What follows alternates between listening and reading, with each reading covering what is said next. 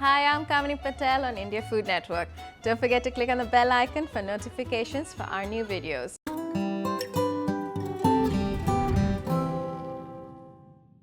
We're doing party appetizers, and today's recipe is Paneer Peanut Satay.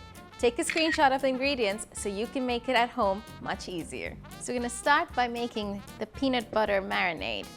For this, I start with peanut butter, of course. You can use crunchy or creamy, whatever you have at home. I'm also going to use coconut water, fresh coconut water.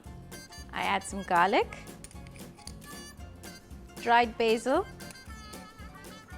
chili flakes. This you can adjust as per your liking. Some salt.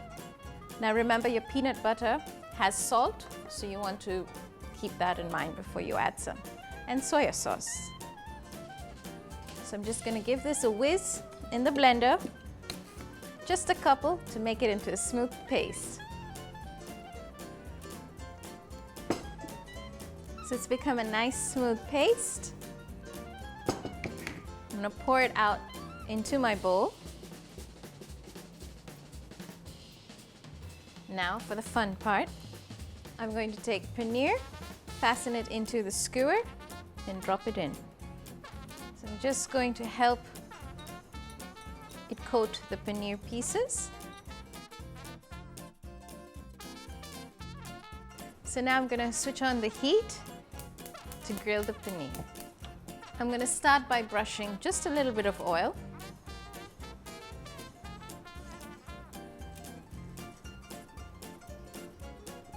So my pan is hot. So I'm just gonna place all the slices. So I'm gonna flip to the other side.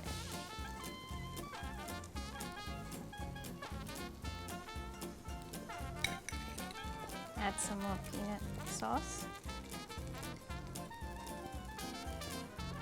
So we're good to go. I'm gonna switch the heat off. And we're ready to plate.